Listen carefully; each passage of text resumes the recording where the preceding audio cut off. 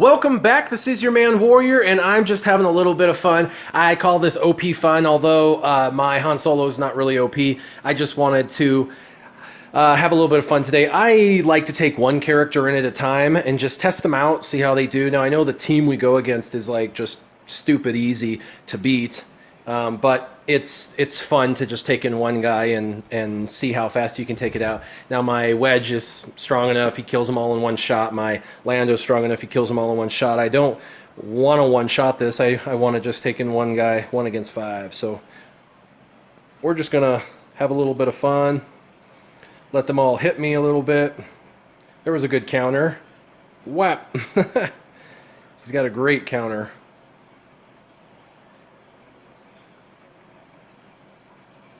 And that was it. That's all she wrote. Han Solo's pretty fun. He's turning out to be a pretty cool character. I would tell you, if you have him and you're not developing him because you just barely unlocked him at 5-star, I only have him at 5-star, and you can see he crits almost 100% of the time, and he hits for, 6 to 12,000 each time he hits, which is not horrible. That's a solid hit, and he gets stuns off a lot, and he also counters. So stuns, counters, and crits a lot is pretty consistent. Like I said, he's a little bit squishy, so you definitely want to build him up on protection and health.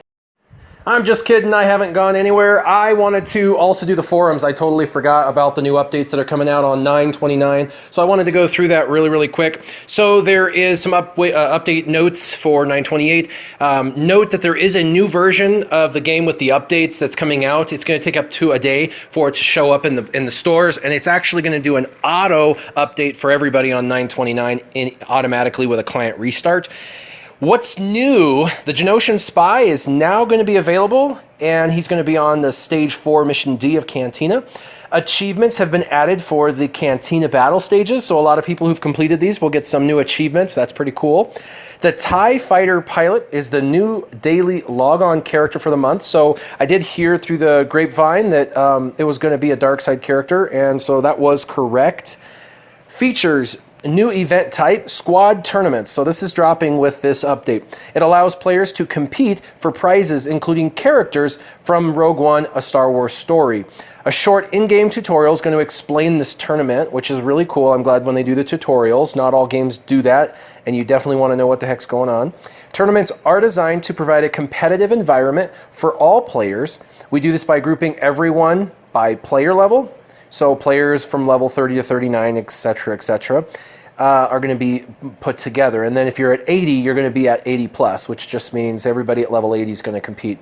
To further ensure tournaments are competitive, players need to meet entry requirements to join. The requirements scale based on the player's level.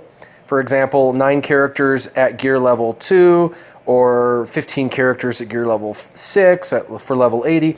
Tournaments will give players additional strategy by introducing the defensive squad. This is the squad other players will fight when they attack the player during the tournament. A strong defensive squad can prevent other players from earning points. As players have less characters in the earlier levels, we scale the number of characters in a player's squad base on a player's level. Example, if you were in the section of 30 through 39, you would have 3 characters in your squad, and if you were level 80, you'd have 5 characters. So they'll let you bring in a certain number of characters based on which level you're at. So both the defensive and the offensive squad are going to require this number of characters. So squad tournaments limit players to 1 use of each character, rewarding a diverse roster. Every 24 hours, the characters are refreshed automatically, but players can refresh their characters with crystals. Players earn points in combat for each enemy unit they defeat and earn bonuses, or bonus points per se, for their surviving units. These points scale based on the difference in cumulative points between the player and the opponent. Players are ranked based on cumulative points and receive rewards based on their rank. The rewards scale based on the player's level grouping. So the rewards will get better the higher you go, which makes sense. If you're level 80, you need a bunch of raid gear parts, and hopefully they'll include something like that, whereas if you're a level 30, you're not even there yet, so you don't need raid gear parts yet, obviously. So the ranks will determine the rewards. The tournament the retreat button has been replaced with an end battle button, which will allow you to end the battle early and receive points for defeating any of those enemies you fought. This means to cover an edge case where this is meant to cover an edge case where a potential infinite stalemate might occur. So interesting on that. Polish. Improved character filtering. This is cool. I didn't hear about this at all. Now players can filter by category in the character screen. Example, just show me droids. Filter and sort selections through the game are no longer a cycling toggle, but rather a pop-up window to more quickly select the desired filter. Arrowing between characters in character detail will only display the filtered characters, making comparison of characters much easier. All pre-existing filters remain, and the new ones have now been added. Additional sort criteria added to the character screen. Example, you could sort by speed and whatnot. The event timer is displayed under the event active icon on the top right as a quick reference for the length of the event that you're participating in. So the bugs that they tried to fix and or they want to talk about is, in some instances, a player who did not receive messages in chat would not receive any messages from other players. They fixed an issue where the multi-sim button in campaigns would look active even though you couldn't sim it. Navigating to unit details from a squad edit screen will now retain the current squad configuration when returning to back. So that's pretty cool because you build a squad and you're like, I wonder what I got going on with this character. So you click on that character real quick to kind of take a look, and when you head back, the default squad you had is been readjusted to whatever the game wanted, which I hated that. And then you had to repick it, especially in like Galactic War. Didn't make any sense. So for a lot of people that won't matter, but for someone that was paying attention to that will be nice. Fixed an issue where refreshing events would only visually update a single mission to show you that it was no longer on cooldown. Now it will refresh the entire list.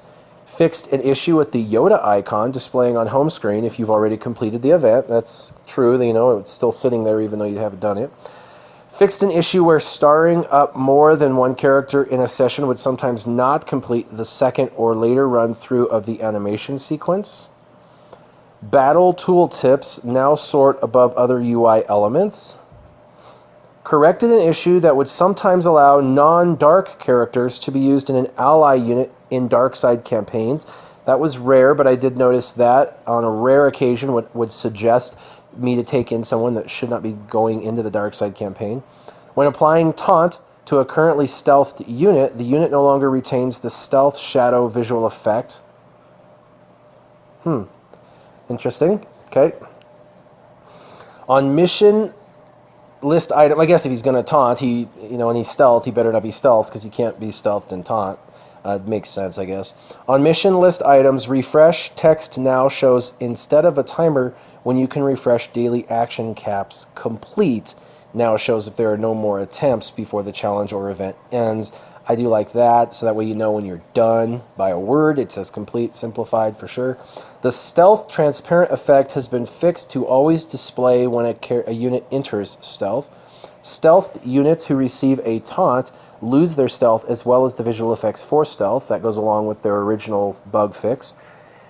Fixed a bug that allowed old Daka's unique ability to continue reviving allies after she has escaped a raid battle.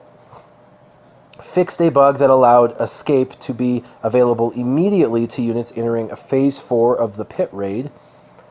Adjustments have been made to power calculations to more accurately reflect percentage-based stats from mods in addition to statistics that equally affect the other two statistics, offense affecting both physical and special damage, yada, yada, yada. Miscellaneous. We upgraded from Google Play Services version 4.1 to the 9.4 for Android. Players can upgrade themselves, or if they have auto-update enabled on their devices, they'll have gotten this new version of Google Play Services. If a user has an out-of-date version of the game, it will automatically prompt them during a client startup or a client reset. This prompt will then take the users to the Google Play Store. Please note that failure to upgrade will result in non-functional platform services. So a lot of cool things coming out. What we do know is that they're going to fix a few things. They're bringing out in this particular update the squad tournaments, which is kind of the new deal. So that is exciting. So anyway, what is your favorite part of what's coming out here soon? And what do you guys think of this new squad tournament? Do you think it's going to work out really well? Leave your comments down below. As always, like, subscribe, share. Have a wonderful afternoon. Keep your gaming on. Warrior.